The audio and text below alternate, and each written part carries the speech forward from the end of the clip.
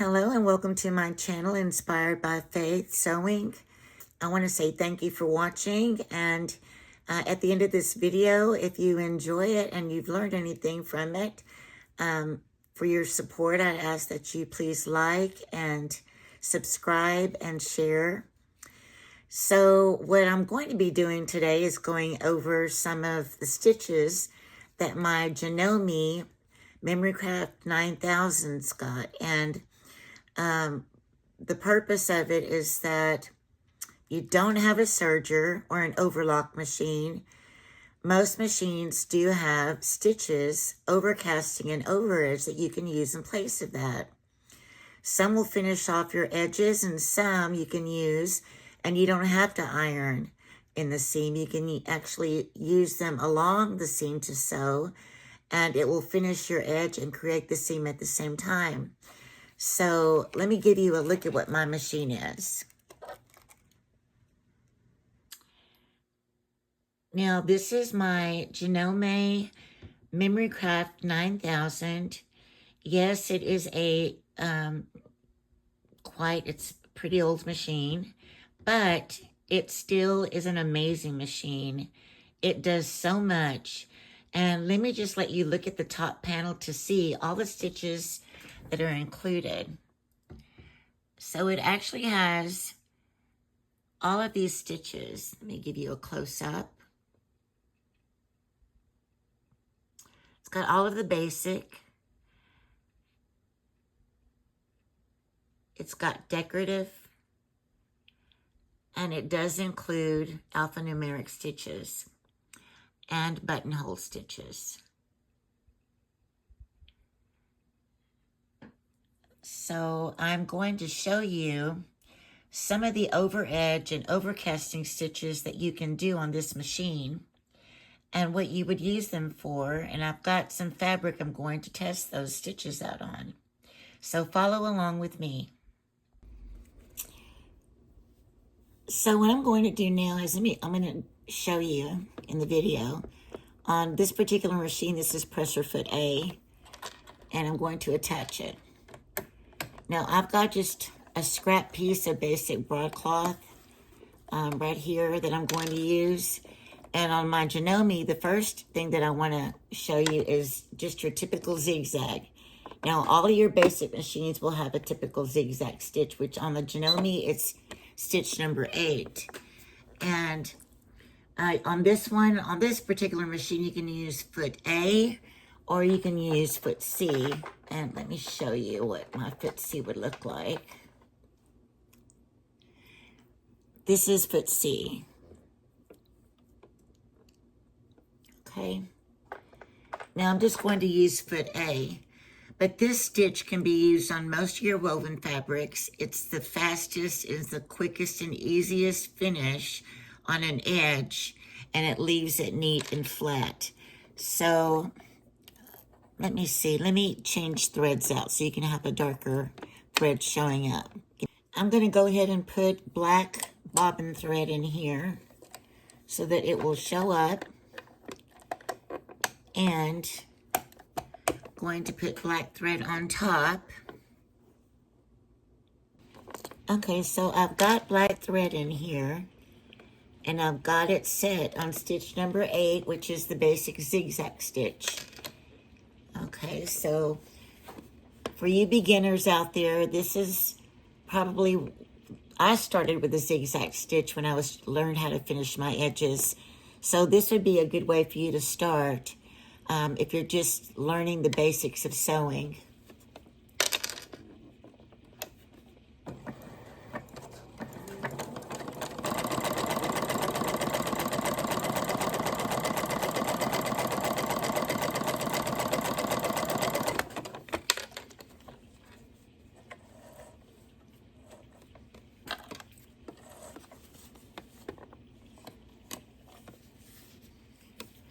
Okay, this is how it finished. Now, keep in mind that this is a really thin cloth, so I'm going to double it and show you, give you an example.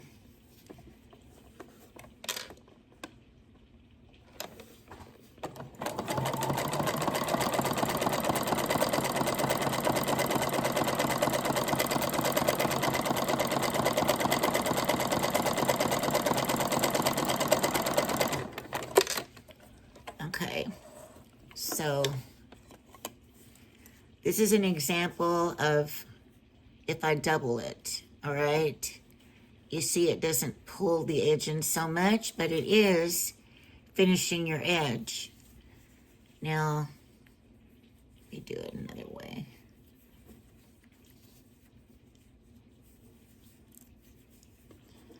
All right, let's try it. This is a little bit thicker.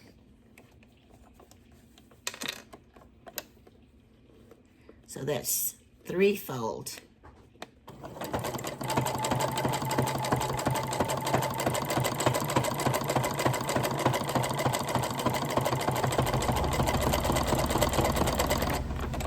All right, so it didn't pull the edge, but you see how it finished, and I'm sewing through 3 widths of this broadcloth. So thin, a little bit thicker, and then much thicker. And that's using a zigzag stitch.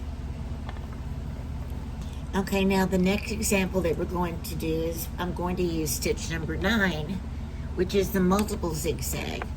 Now this particular stitch is used to finish off a seam allowance, like on a synthetic fabric or some fabric maybe that puckers. It's also an excellent way to darn or to mend tears in fabric. So I've cut a slit in this piece of linen. This is a linen blend actually, and we're going to use that. And this would still use presser foot A, which is the one that I've got on here. So let me switch it to stitch number 9, which is the multiple zigzag. I'm going to line it up right in the center where the needle is. Start where the slit in the fabric is.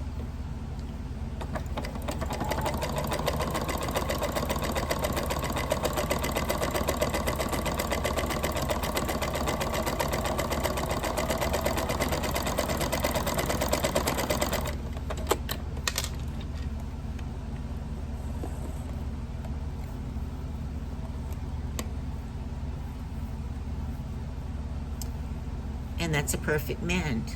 You see how it completely sealed it? You can't even tell. And this is the multiple zigzag. So this is great for fixing a tear or mending.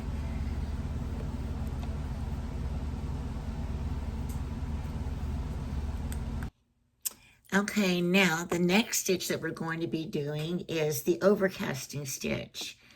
And on the Janome, that is stitch number 10. It kind of looks like little flags lined up with a straight line along the edge. So for this one, I'm going to actually switch it over and use presser foot C. So I need to remove this one and get my C foot. Now this stitch can be used to stitch and it overcasts in one step. So if you're not needing to iron seams open, you can finish an edge at the same time. So I've got these 2 pieces of fabric. Okay, line them up. Now this has a little guide. You want to get the edge of your fabric right along that.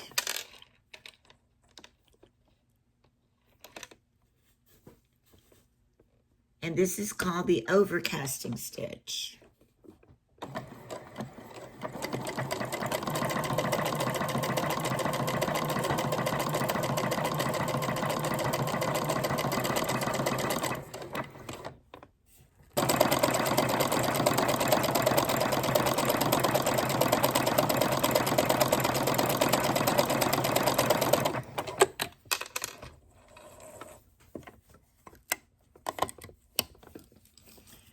Okay, this is the overcasting stitch.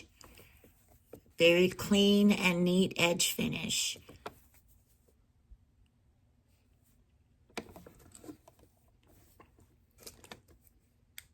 Okay, so now we're going to try stitch 21, which is the knit stitch.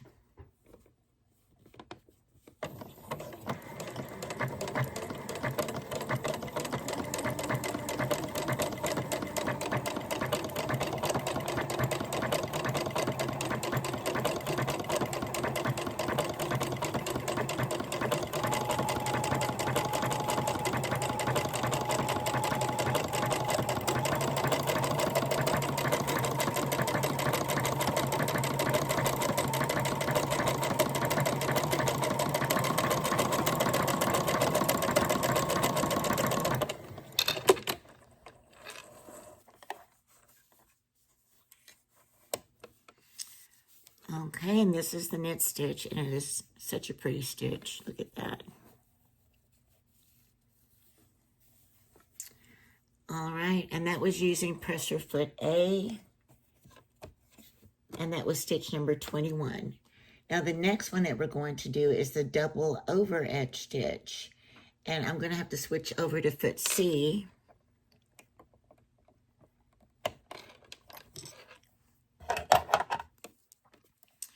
And again, this is foot C.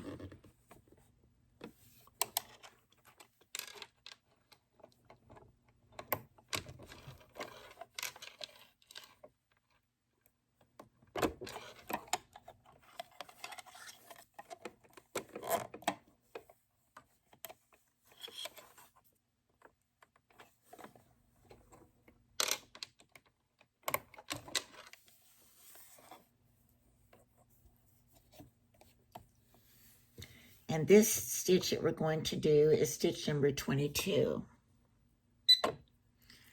Okay, now this stitch is an excellent stitch for fabrics that tend to fray extensively, like linens and gabardines. 2 rows of zigzag stitches are simultaneously or at the same time sewn over the edge to ensure that your seams will not fray. So let me get a fabric for you. Now I've got one here that is very loosely woven. This is going to be a good example. And again, this is the double over edge stitch.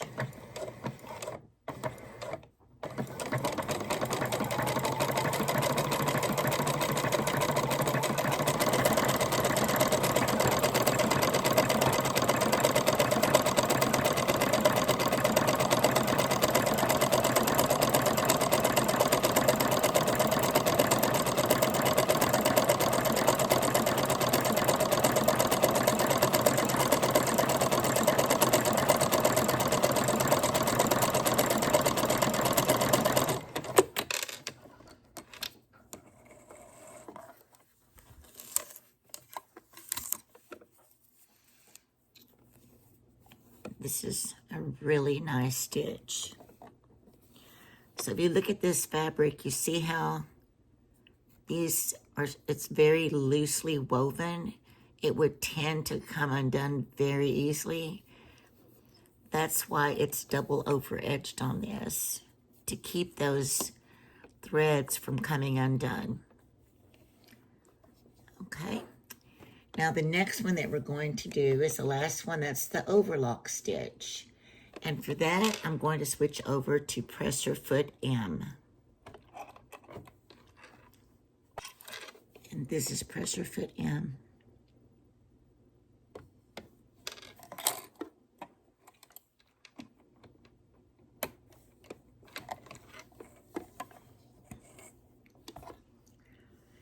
Now this overlock stitch finishes the edges of your seams similar to the commercial overlocking machine for a professional look.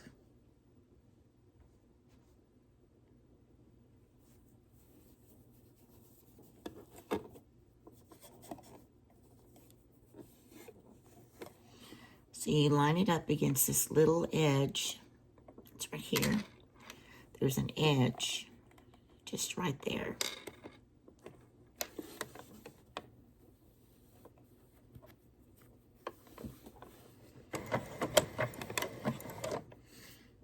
And that is stitch number 23.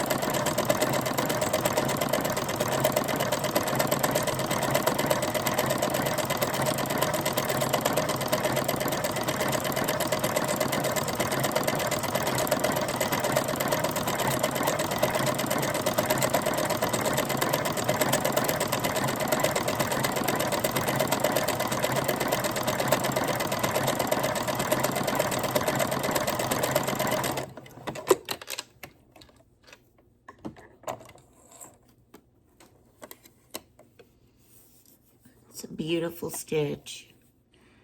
Very similar to professional seam, professional stitch, overlock.